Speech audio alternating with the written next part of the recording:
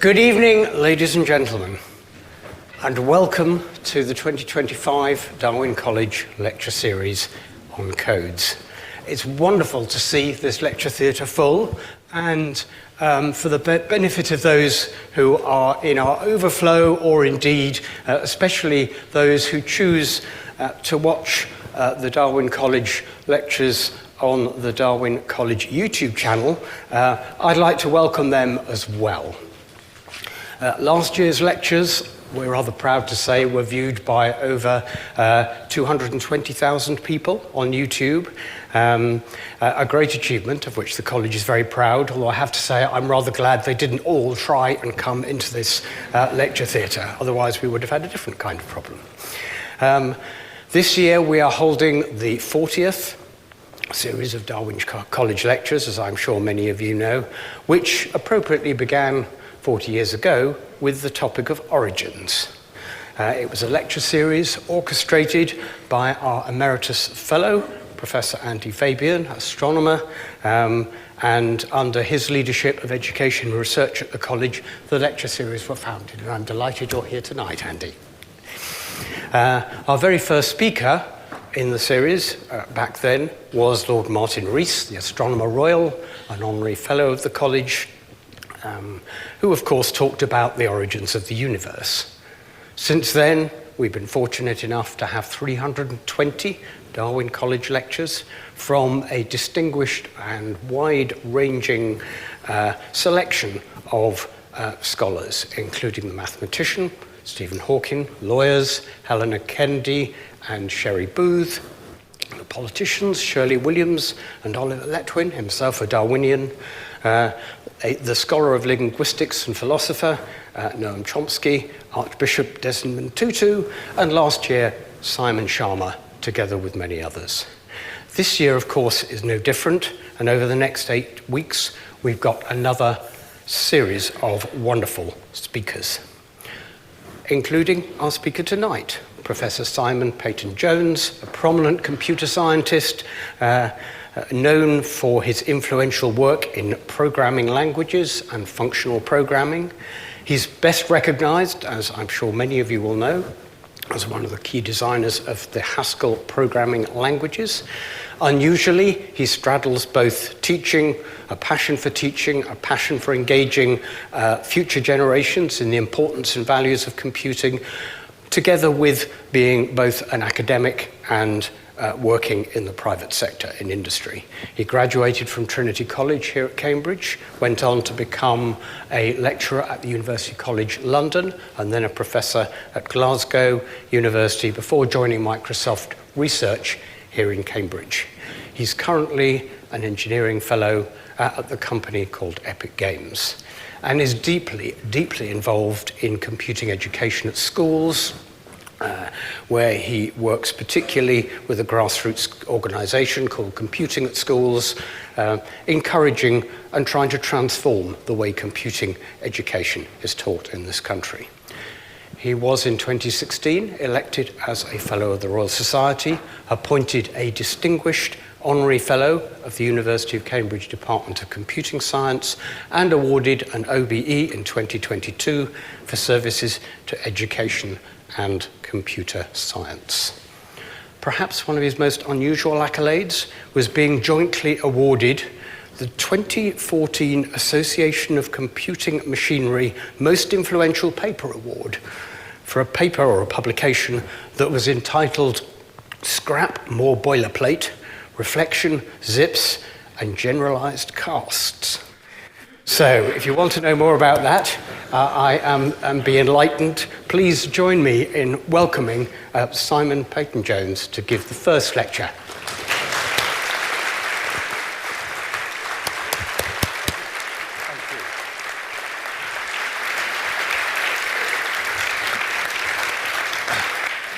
Very good. Well, good evening, Cambridge. I shall not, I'm afraid, tell you anything about generalized casts, but instead I'm going to focus on something much more fundamental. We are surrounded every day with digital technology that has become pervasive and even intimate in our lives. There are probably hundreds of digital devices in this room alone, right? So much of what we do is involves complicated digital technology, and yet all of it rests on something quite simple, quite beautiful, and quite elegant, and that is just bits. So today, I'm going to take you on a little worm's eye journey, eschewing the bird's eye view of all this stuff, a worm's eye journey to give you, what I'd love to give you is a sense of the joy and beauty and elegance of some of the underlying stuff that makes all of our devices work. In the hope that if you get some sense of what's going on there, you may be in a position to make better informed judgments about the ubiquitous technology that surrounds us. So I'm going to do this in the form of a little journey in several episodes, and the little journey is both an intellectual journey, one that I hope that you will share with me, but also a personal journey. It has some sort of connection to my own personal life. So I'm going to start with me. This is me age 6-ish, but actually the story relates to me age about 10. My school teacher, Mr. Footner, said to me, "Look, Simon, a man," he said, sent me the way this problem for the holidays, "a man goes into a bank, he comes in every day, he's always in a hurry, he's always angry, he wants a sum of money between £1 and £1,000, always an exact number of pounds, and you figure out a way to take 10 envelopes and put sums of money in each envelope. So when he comes, he says £673, and you just go flick, flick, flick, give him some envelopes, all done, right? What is in the envelopes?" So I went away for the holidays, and what did I do? Well, I would like to say I did exactly this. I'm going to give you the short path. The guy, suppose he wants for £1, we better have an envelope with £1 in it, right? Suppose he asked for 2, well, I could have another envelope with £1, but it might be better to have an envelope with £2, right? And now I can do £3, just putting both of those envelopes. Now, what about £4? Well, I better have an envelope with £4 in it, and now I can do 5, 6, and 7, right? All of them, right? So now I need an envelope with £8. And you can see how this is going, right? That each time, one more envelope gives me access to 2, 4, 8, 16, 32, and so forth. It turns out 10 will do up to 1,024. What my teacher had forced me to do, he had forced me to invent the binary number system without telling me that that's what I was doing. Who is a school teacher in here? Hands up, school teachers. 1, 2, 3, 4, 5. You are my heroes and heroines. Every day you are like Mr. Foot. This is 55 years ago I'm telling you this story. In 55 years' time, one of the children you've met today will be telling a story about what you did today. So thank you so much, school teachers.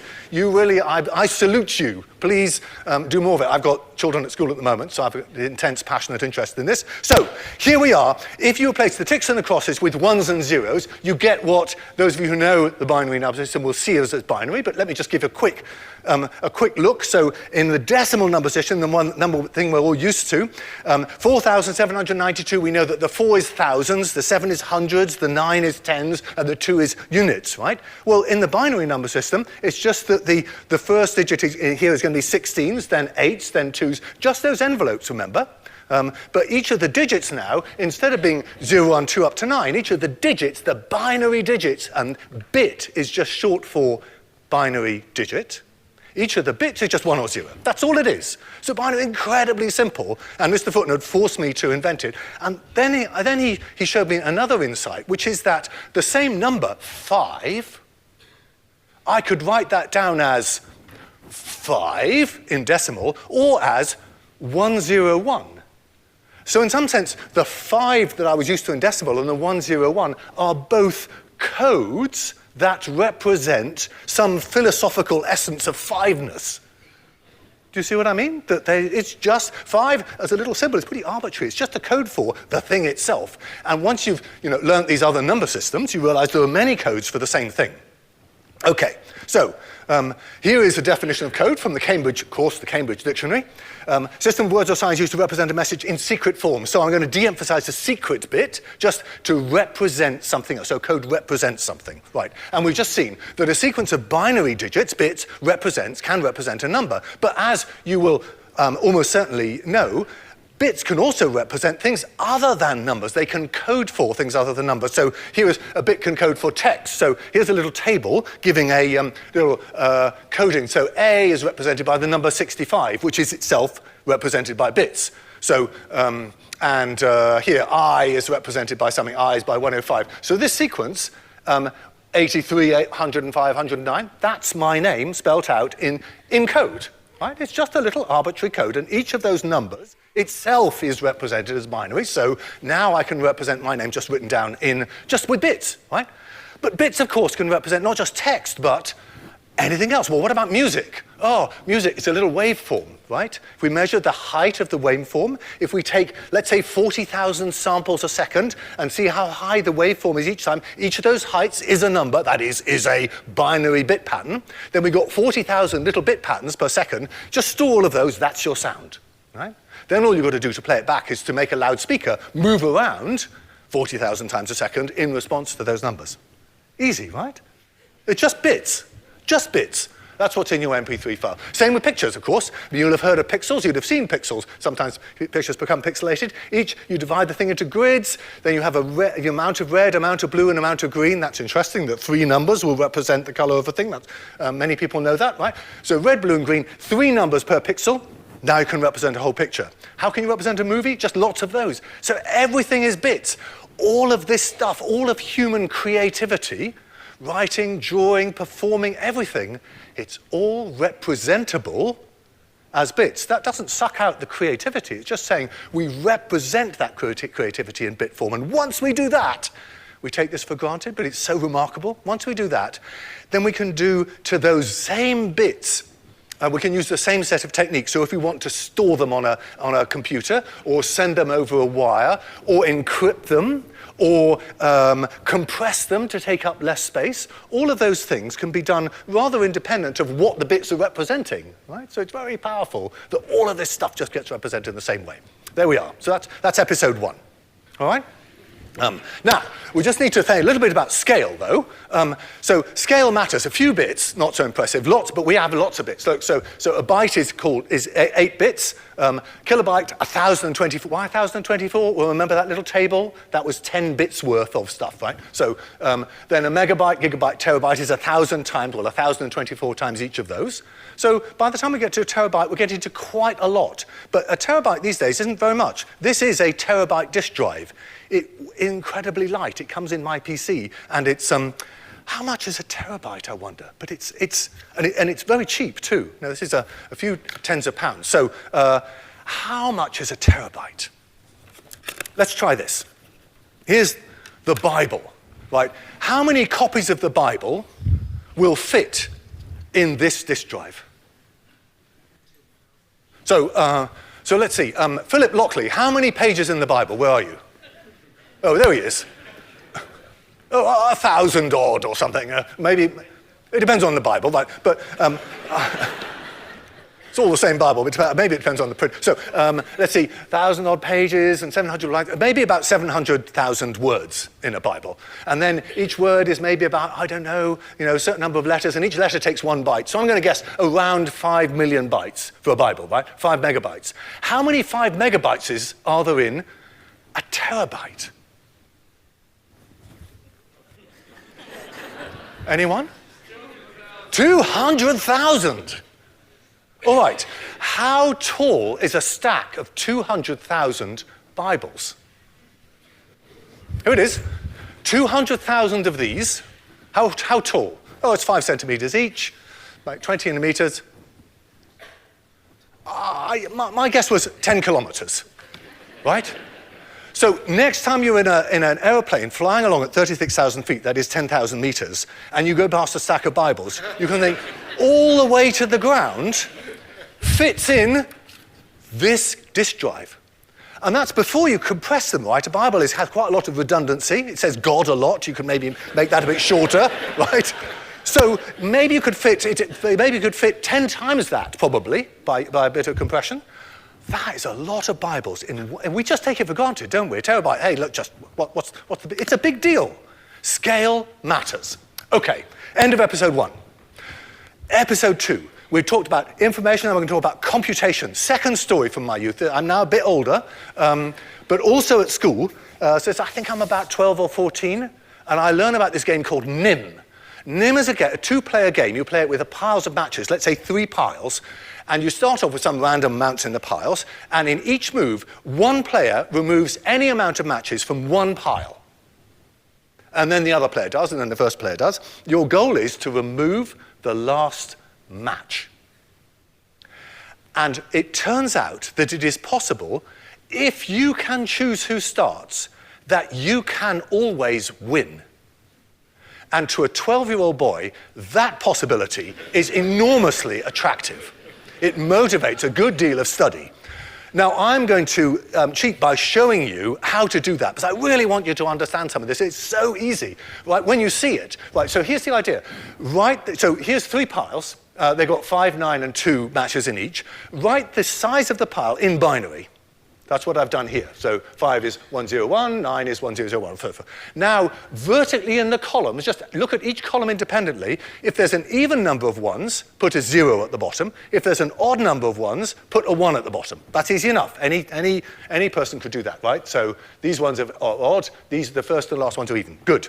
Now, your goal is, when it's your go, you're going to do something that means that you can hand over the game with all zeros on the bottom line. That is, all the columns that have an even number of ones. How do you do that? Well, let's suppose it was like this. The idea is this. You're going to pick the leftmost one in the bottom row, and then you're going to pick the pile, at least one pile here, 9, that has a 1 in that column. So the third column, right? Now, so you're going to turn that 1 to a 0. And if you turn that 1 to a 0, then you can turn any of the other bits in that number to 1s, and you'll still get a smaller number. Like saying, if you've got 700 and blah, blah, blah, if it turned into 600, you could go 699. You could do anything to the rest. OK, so we're going to do this.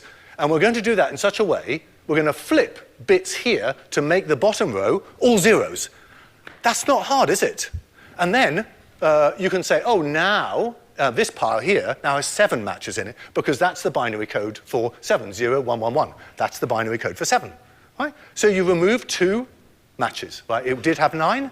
You make it 2. You hand it over with all zeros. Your opponent has got all zeros. It turns out they are forced to give it back to you with a 1 somewhere in the bottom row.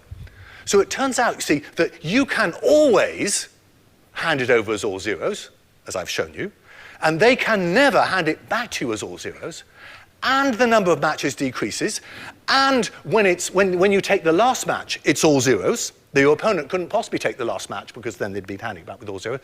Bingo. Proof by induction, but actually quite intuitive. You're going to win this game. Don't you think that's amazing? I thought that was quite, this weird, rather academic, dry binary stuff turned out to help me win a game. In a very non-obvious way. Without this, you wouldn't have a chance of winning it, Nim, not every time. So, I wanted to, now, there's a bit of a point to this as well, which is that what I'm doing here is I'm computing with bits, right? Up to now, I started with the bits were sort of passive. Here, I'm being a bit more active. This business of counting up the 1s and 0s and saying, is it even or odd? That's called taking the exclusive OR of those bits. And this exclusive OR function was invented by this fellow, George Boole, who was enormously influential in logic initially, but computer science now. And I've given you the little table for exclusive OR. For exclusive OR takes 2 inputs, A and B. And if there's an odd number, if like 0 and 1 and 1, 0 produce 1. But if it's an even number, 0, 0, 1, 1, they produce 0. That's it for exclusive OR. Incredibly simple. But Boole was clever enough to say this incredibly simple thing might actually be important. So we're doing a bit of computation over these bit patterns. We're going to write a computer program to do it. And really, this is all computers do. Computers are simply lots of bit pattern shoveling. They just take bits off that disk, they scramble them around about, and they shove them back. So they're doing lots of this stuff. That's computation. That's what computation is. OK, end of episode 2. We talked about information, communication, and computation. We're going to talk about communication. All right. Now, it's going to involve bits, of course. Here is Alice and Bob in a crowded Darwin lecture theatre, and their eyes meet across the room. They've never met before, so they share nothing in common, but they would like to have a private conversation. But the room is sadly full of nosy people. Are you nosy? Probably, right? So Alice and Bob would like to have this conversation. How can they do so? If only they had a secret key, they could encrypt their conversation so that the others could not read it, right? So I think I'm not going to describe encryption, but I think you can guess that if a secret key is just a number, they could like add 27 to every character of their message. That might be an easy one to crack, but there are lots of harder ones. So you need a secret key that you share and the nosy people do not. So the question is, could Alice and Bob have a public conversation that everybody can hear, and at the end of the conversation, they share a secret key that only they know and the nosy people do not. Think about that for a moment. Does that not sound impossible? Do not even bother to try. Yeah? Sort of nod. Look as if you are sort of convinced that it is a difficult thing to do. Because I'm going to show you how to do it, so I want to feel that you are, okay. So, Diffie and Hellman, you see, these chaps, were not as discouraged as I was, and they figured out how to do it. And moreover, it's not just they figured out how to do it, we are doing this every day. If you bought everything on e-commerce today, when your web browser shows that little padlock, it is doing Diffie-Hellman key exchange. And I'm going to show you what it's doing. Are you ready? Okay. So, Alice decides on a number, n. I'm going to call it n and put it in orange because it's public. She shouts it out. Everybody knows n. Right? She makes up a secret number, A for Alice, that only she knows. And she does not shout it out, but what she does do is she multiplies n by itself a times and shouts that out. And mathematicians, so it's n times n times n, a times. With mathematicians write n with a funny little superscript a here, but it just means n times n times n, a times. Good? Okay?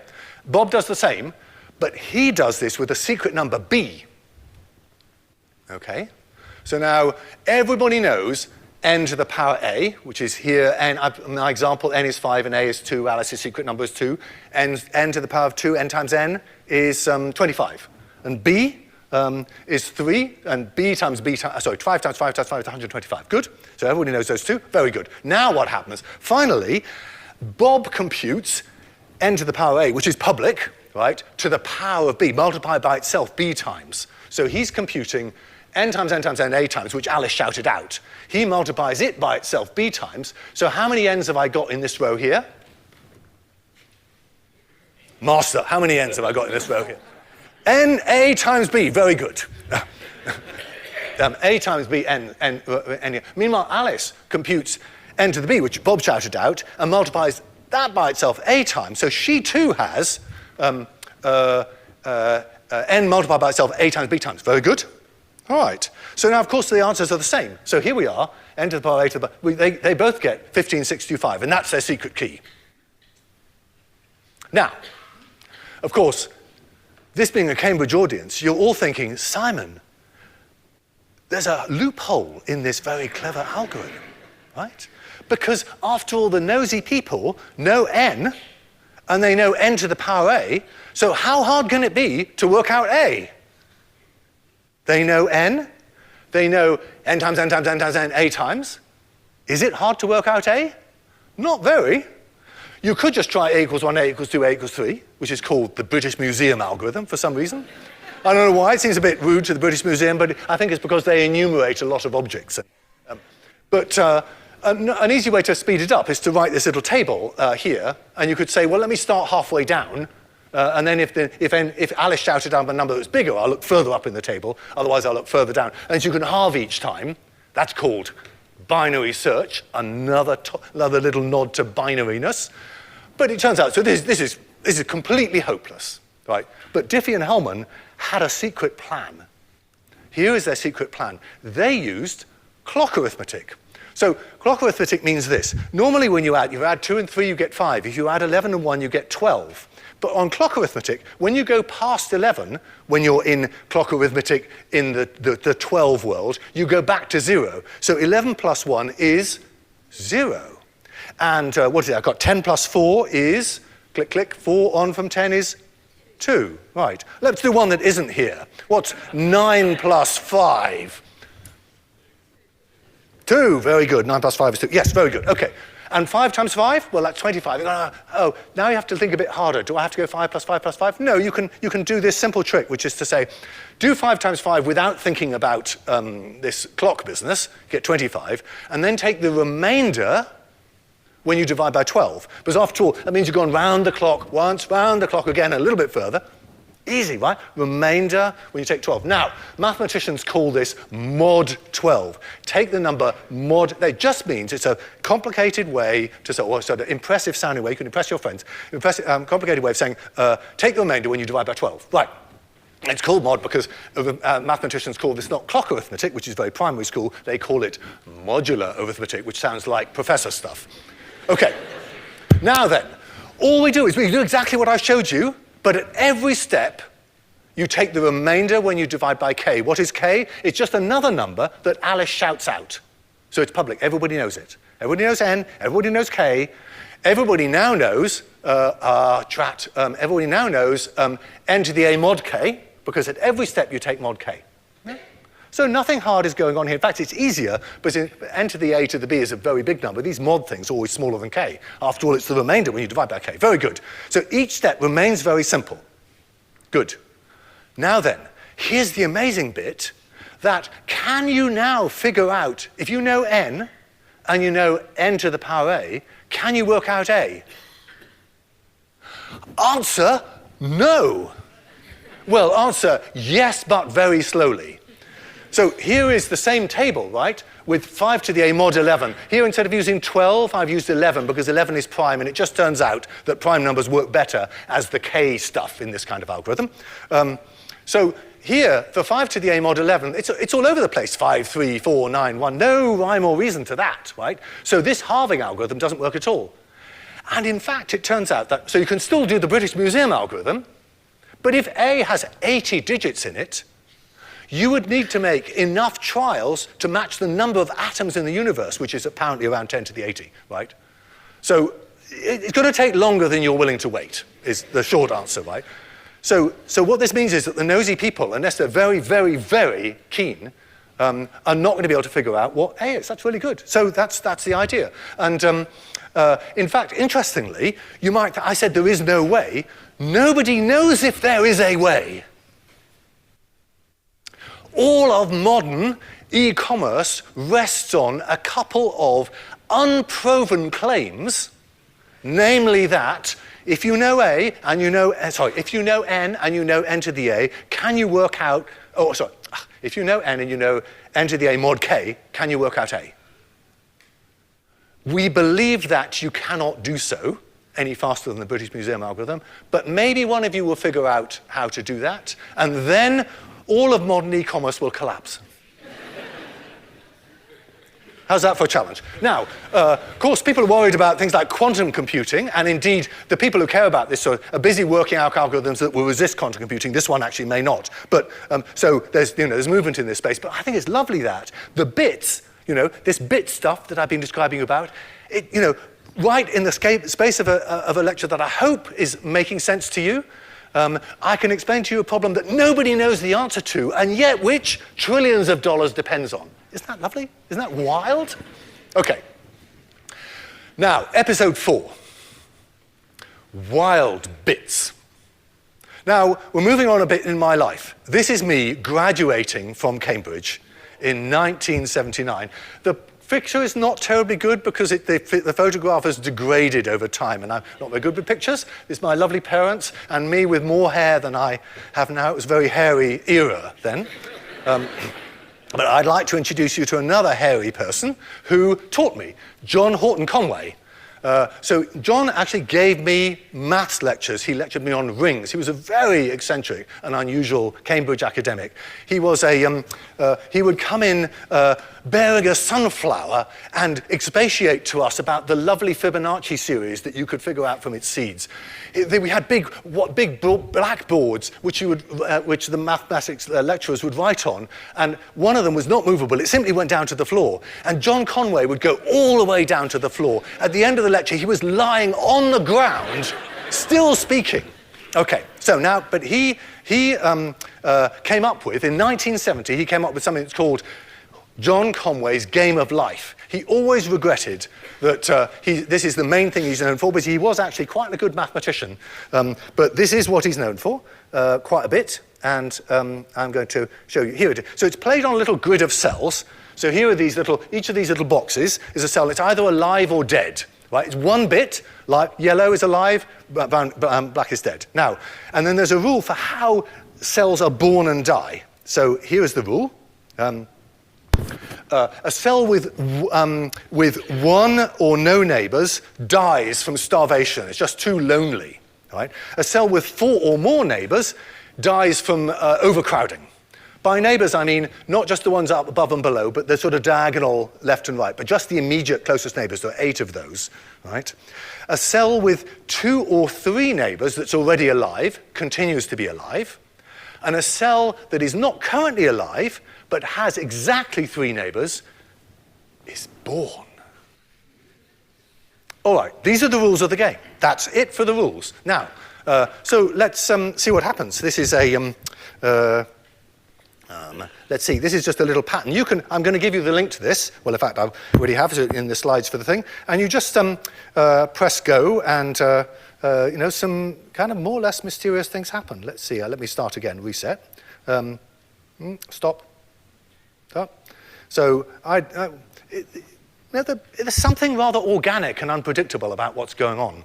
And then you wonder, might this thing stop ever? Could it grow without limit? Who knows what?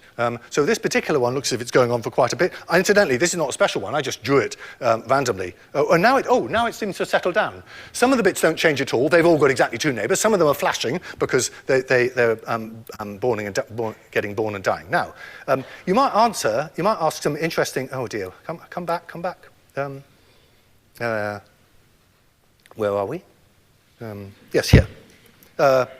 So he came up with this when there were no computers. 1970, he did it on pencil paper. I don't know how he did it. 1974, computers started to come out. This was a mini computer, I think called a PDP-8. And this is John Conway with this vast screen here, had a huge cathode ray tube behind it. This is him playing the game of life on it. So this was 1974. This is 2 years before I arrived in Cambridge. So one of the things he wondered about was, do all the patterns die and get into a loop? I showed you one doing that. It got into a little loop or stable.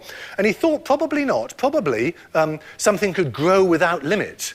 But he couldn't see how, so he offered a prize, $50, and Bill Gosper, another eccentric and remarkable US mathematician, won the prize the same year for this. I want to show you because it is so incredible. Where are we? Not that one. This one. Look at this.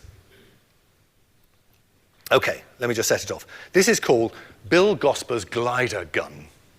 I'm going to make it go a bit faster. You can do this yourself on your own computer. Look at that. Look at that. So there's something stable in the middle that is spitting out these little guys, and these little guys are called gliders. There's nothing, they're just following the rules, but it turns out that little pattern of cells, it doesn't get bigger, but it does move, right? Those gliders. So this glider gun is just indefinitely spitting out gliders forever. That was an amazing sort of revelation. So it means that this pattern will grow without limit. Okay, so that was that. Another good question is, can you predict, looking at a starting pattern, what it will do? Because after all, science is about predicting, modeling, figuring out what will happen in the future based on the answer. As far as anybody knows, no. Right? There really isn't a better way to figure out what the game of life will do other than just run it. That's a bit remarkable, right? It's sometimes called emergent behavior, when stuff happens that you can't quite predict. Stephen Wolfram calls it computational irreducibility, which is kind of long words, but it's the same kind of thing. And incidentally, while I'm mentioning Stephen Wolfram, next time you're at Cambridge North Station, look at the facade. This facade is a cellular automaton picture, right? Just like the one I've shown you, not actually of the game of life. It's actually a Stephen Wolfram version of the game of life. He calls this one Rule 30. If you want to find out about that, read his book called, his doorstep book called A New Kind of Science. He's a very interesting, stimulating person. He was educated at Oxford. His mother was the terrifying philosophy tutor for my wife, Dorothy. So we had sort of multiple connections there. Okay. Last interesting question about the game of life. Can these cells compute? Could we tame the wildness? What might that even mean? oh, this is incredible. I'm going to show you. So here is a picture of an Intel 4004. This is the very first microprocessor that came out, made by Intel in 1971. So by the time I was at school, these very first microprocessors were being available. And that was incredibly empowering to me as a teenager because suddenly I could buy a chip. Here it is. You could plug it into a circuit board, you could wire it up, and it would be a computer. Very different from an IBM mainframe, which is all we previously had access to. So you're used to having phones and computers and so forth. So I can't tell you how exciting it was to be able to have your own computer back in the day. Now then, this Intel 4004, it had around 2,300 transistors, maybe 1,000 gates. I'll show you about gates. Modern microprocessors have 50 billion transistors. That is a lot more. Remember this thing about scale? Today it takes about so in 1971 it would take about a day to fly from here to Australia. If the improvement in air travel time had been the same as the improvement in the number of transistors, it would take 1/10 of a second to get to Australia. Right. This is a stupendous change. Anyway, that's by the by. Now, so what is inside the Intel 4004? It is a bunch of these gates. These guys are just back to George Boole, right? These are electrical circuits, these little things that look like aeroplanes here. They take two inputs on the left and produce one on the right. And so they're one of these, this is a NOR gate, and here's its little diagram, back to Mr. Boole, right? So if you have enough of these NOR gates, you can build a computer.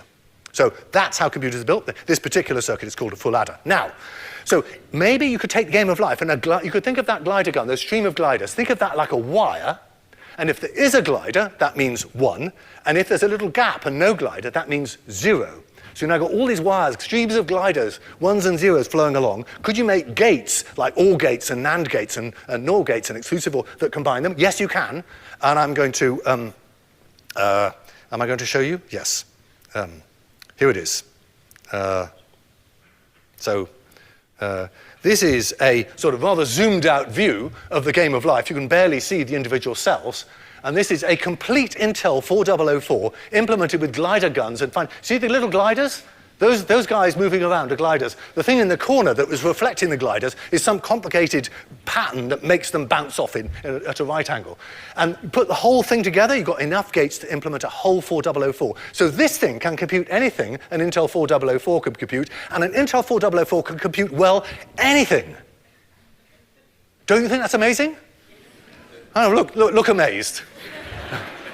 So I think it's just stupendous. Okay, so somehow we had this wild world of bits, rather uncontrollable, and we managed to tame it to be completely predictable and, in fact, implement a whole computer. The slides of this will be on, we can put in links and show notes and everything, can't we? Yes, okay. Okay, that's it. That's rather, of course, it's a lot slower than an Intel 4004, really a lot slower, even on a modern computer. Okay, final episode. Bits that learn. So we're still sort of working bottom up. So this is a very different story. So here is something you might want to do with a computer, and we all want to do this. Make a computer recognize cats. I'm sure you've all tried to do this. So Magic Box is just some computer program. It takes a picture of a cat, all those pixels, lots of bits, just bits, and it's going to output one bit, yes or no, is this a cat? Right? How are you going to do that? Well, the standard way to do it, back in the day, in computer vision world, was to write complicated programs in conventional programming languages like Pascal or OCaml or Python or Java or Fortran or COBOL or something. And they use step-by-step algorithms. Do this and then do that, one thing at a time. They have data structures, they have loops and procedures, all of that, the stuff that you've learned on conventional programming. Now, that works great if you're building a word processor or a video game, but it works very badly for recognizing cats, because what have you got to do? You've got to do, can I see little pointy ears? Can I see things that look like eyes? Do they have the right kind of relationship? It's all a mess. Very hard to do well. So here's the alternative approach that the machine learning community has told us about. We're going to instead have a very simple program. So there still is a program involved, but it's now a very simple one. This one is millions of lines long. This one is a few hundred lines long. But it is controlled by a lot of what they call weights. What is a weight? It is a number. Just a number. That's all. So 1 trillion numbers and a very simple program. So then what we're going to do is we're going to figure out, how do we figure out what the numbers are? Well, we're going to show this thing lots of cats and say, this is a cat, and we'll show it dogs and say, this is not a cat, and we'll try to adjust the numbers to make it recognize cats. Okay, we'll adjust those trillion numbers. How are we going to do that? I'm going to show you, right? But the point is this at least is very, very different from the can you spot the pointy ears story. But I'm going to show you how to do this in the context of a much simpler example, which is a biscuit recognizer, a biscuit recipe recognizer. Imagine that I make biscuits. I'm not a very good cook. These biscuits consist only of flour, butter, and sugar. Nothing else, right? So they have X kilograms of flour, Y kilograms of butter, and the balance is sugar. Sorry, but it is. Right. So what I'm going to do is I'm going to, I want to say to this magic box, I want to say, if I use 0.2 kilograms of flour and 0.4 kilograms of butter, will I get a good biscuit? It's meant to say yes or no. All right? How do I do that? Well, one way to visualize this is to visualize it on a sort of scatter plot diagram, right? So imagine that I say the amount of flour is along the x-axis, the amount of butter is on the y-axis, and then I could bake lots of biscuits with different quantities. In the right hand, I put, so flour 0.2 and 0.5, and then I feed that to my children, and they say, Dad, bad biscuit. Right? So then I try 0.1 and 0.5, and they say, Dad, great biscuit. Right? So I just make a big table like this. I have to bake, I do a lot of baking, and I plot the results on here, right? So the blue ones are the good biscuits, the orange ones are the bad biscuits, right? And so now we say, oh, how could I, as it were, separate these two groups? Well, I could separate them like this. I could put a line that separates them. Now, things below the line, when I've got a new xy, I say, what about 0.25, 0.7? Then I say, well, is 0.25, 0.7 above the line or below the line? Below the line, bad biscuit. Above the line, good biscuit. Easy, right? What could be hard about this? Well, as we all know, lines are defined. GCSE mathematics, lines are defined by a linear equation. Here it is. AX plus BY plus C equals 0, where A, B, and C are some magic numbers. These are the weights, right? And so above the line, if I look at an xy point that is to the right, then ax plus by plus c will be bigger than 0. And if I look at an xy point to the left, then for the bad biscuits, ax plus by plus c but will be less than 0. So what does that means is that my magic box simply computes ax plus by plus c, given x and y, that is the amount of flour and sugar flour and butter I'm going to put in, and given the weights a, b, and c, which I still have yet to figure out. And then it just says, if it's positive, good biscuit, if it's negative, bad biscuit. That's my whole AI system, all right? All right. So pretty simple, really. Well, how could I do that? Well, the thing is, I need to work out A, B, and C. How do I do that? Well, here's a good way to do it. Try a random A, B, and C. Here's one I've drawn. Now pick a biscuit that is mispredicted, right? One of those good biscuits that says it's bad, right? Now tug the line a little bit towards it. Just a little bit, right? By changing A, B, and C a little bit. And now do that again and again and again. Do it a bazillion times. Gradually the line sort of drifts around until it is between the biscuits.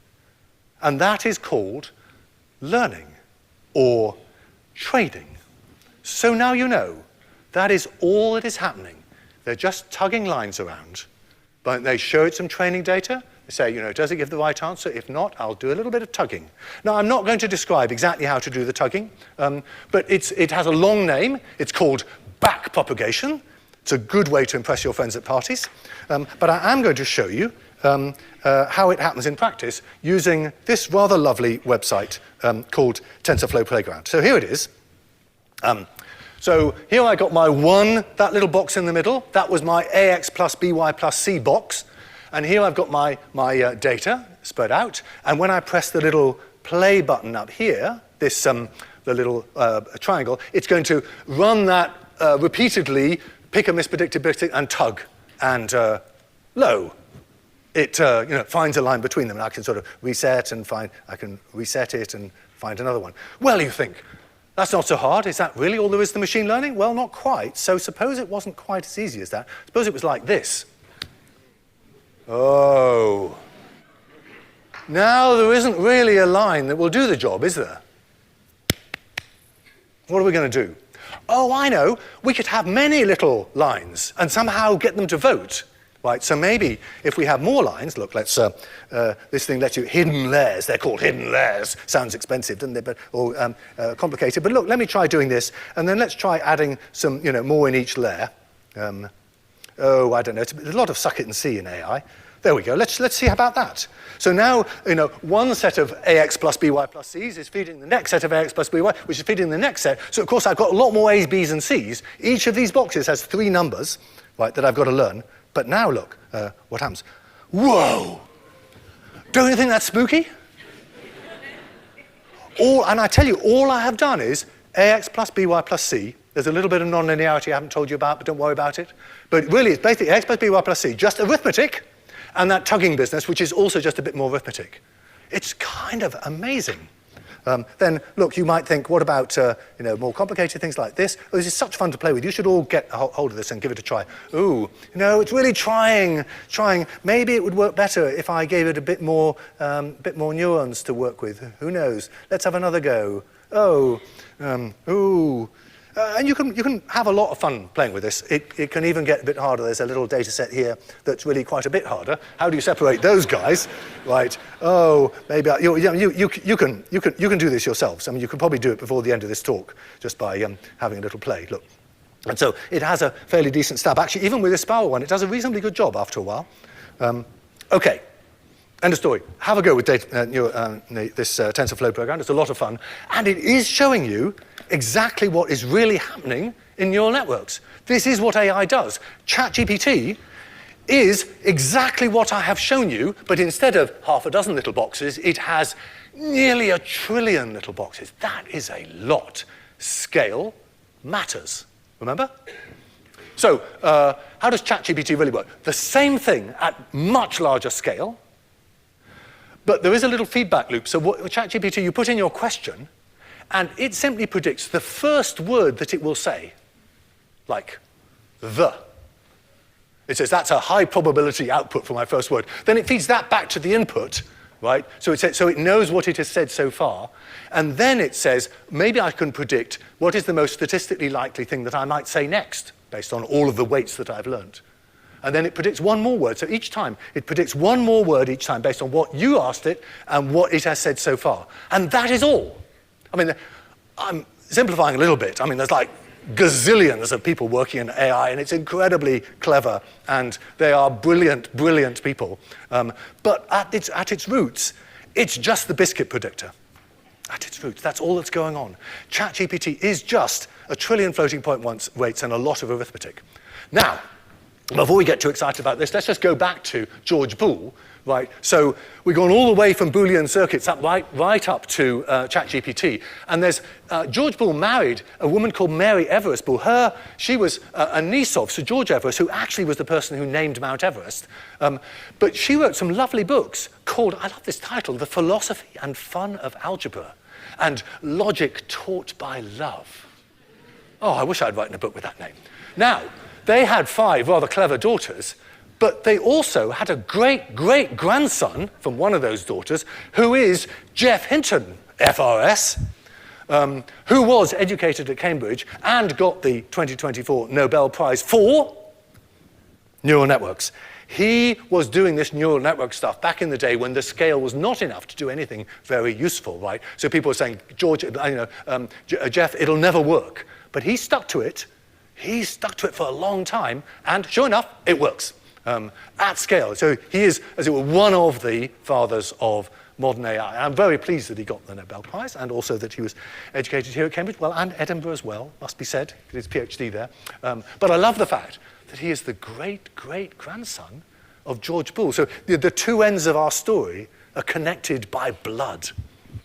Okay, now, little bit just to finish up here. So then, so this AI stuff, well, we all know it's not, I think we all know now that it's not just a fad. This is going to make a difference to all of our lives, right?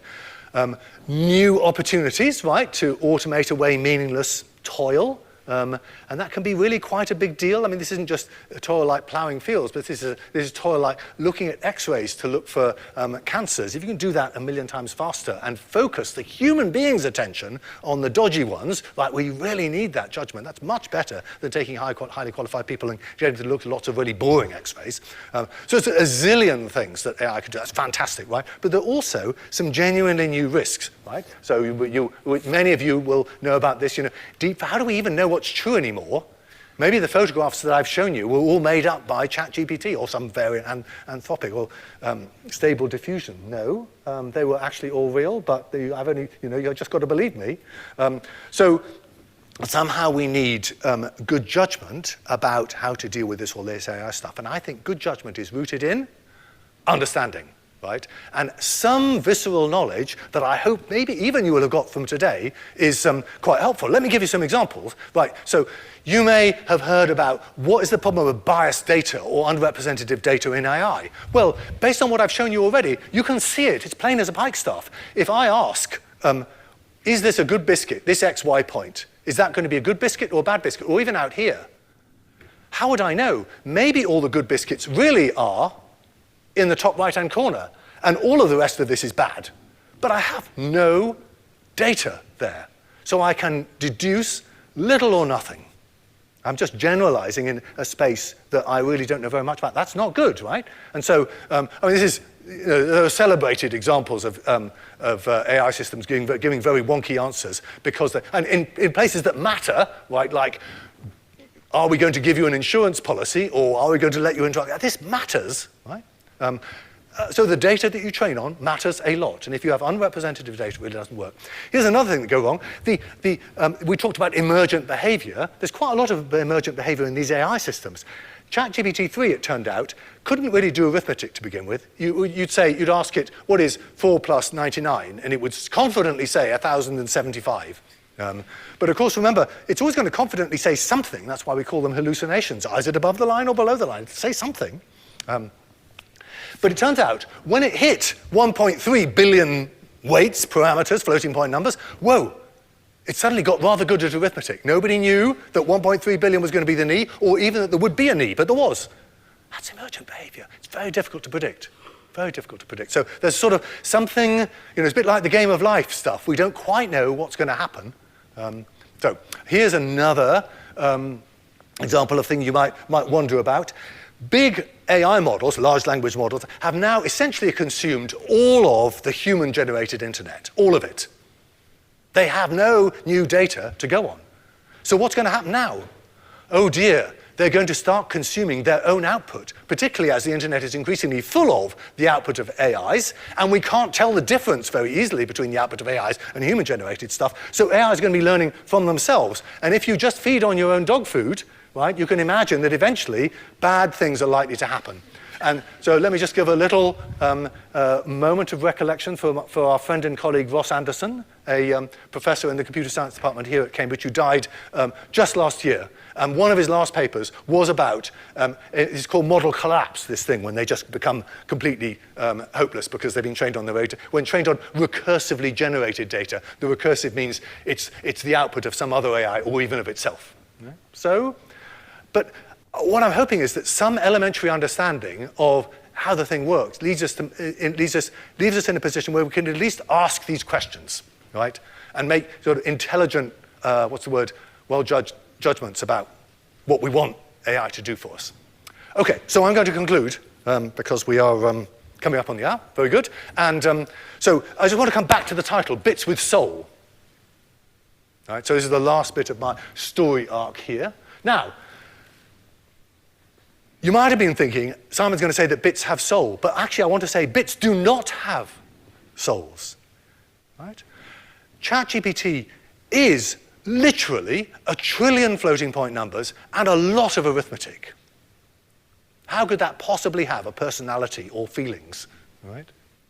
Well, we get into philosophy here. Maybe we are just lots of floating point numbers and arithmetic. But to me, it seems like knowing that that is all that is happening, there's no more mysterious magic. It's just AX plus BY plus C and some nonlinearity and a lot of numbers that helps you have a more sort of, well-grounded relationship with these large language models. So I don't think they have souls or personalities, but nevertheless, they are changing our world in quite profound ways. So what does that mean we should do? Well, the bits may not have souls, but we do. All right? So this bits at scale, whether it's AI or just computers generally, enormously amplify what we can do. Right? They don't limit our creativity, they expand our creativity. They expand what we can do And they expand the opportunities for us as individuals, I think. But they do deeply affect our personal lives, and you might think about stuff like privacy and whether you'll have a job, right, in the world of AIs, and our collective lives. You might wonder about free speech and polarization and deepfakes and even the future of democracy, right? There's a lot going on here. So what does that mean? That means that for the safety of our souls, I think we all need to be engaged. Right? We need to not just say, well, I'm not clever enough for this, I'm going to let the people in white coats sort it out. Right? This is something that concerns all of us. So I put here, heart and soul. We just need to, all of us, play some kind of role in the conversation about what digital technology, most topically AI, it wants to play in our society.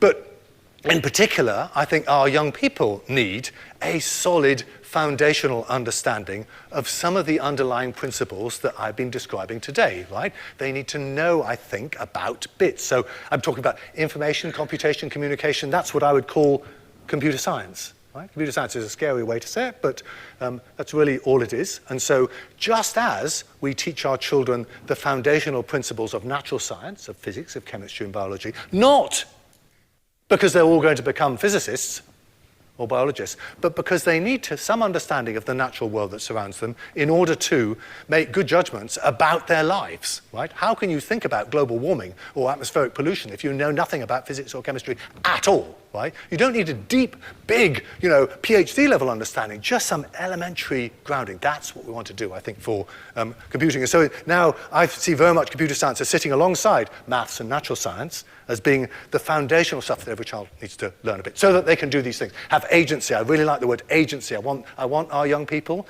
to be the masters of technology, not the slaves. And that means that they need to be active agents in the world, not passive recipients. I want them to have well-informed judgments, and I want them to have lots of fun. And I do want them to get to have good jobs and to make the world a better place. So let me just mention Computing at School is the organization. This is back to a little personal thing. Here at Cambridge in 2007, we founded this organization, Computing at School. Alan's been quite involved in various ways as well. Lots of people in this room have. This is about reimagining what education might look like as a school, what computing education might look like as a school subject. How do we teach computer science to our children?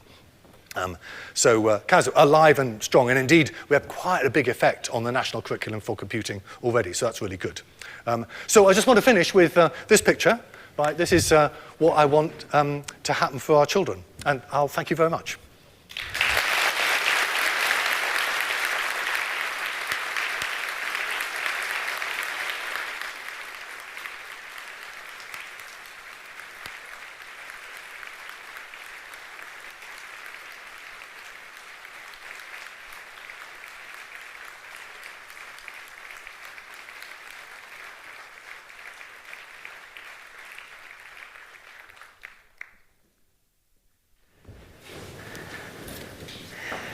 Thank you so much, Simon. You began this lecture with 3 words: joy, elegance, and beauty. And that was the most joyful, elegant, and beautiful lecture I have heard for a long time. It was also exciting, inspiring, informative, and clarified for me a great deal about computer science, but also highly entertaining. So thank you very much indeed for getting this series off to such a wonderful start. Do please come back, especially you, Simon, but everybody else as well, for next week's lecture, which is given by the musician and composer Maya Yosef, who will be talking on the power of music, a journey back in time, when you can expect both music and words as part of her performance. But please, before you go, just join me once again in saying an enormous thank you to Simon. I would say thank goodness for you and thank goodness for Computing at School. So thank you very much.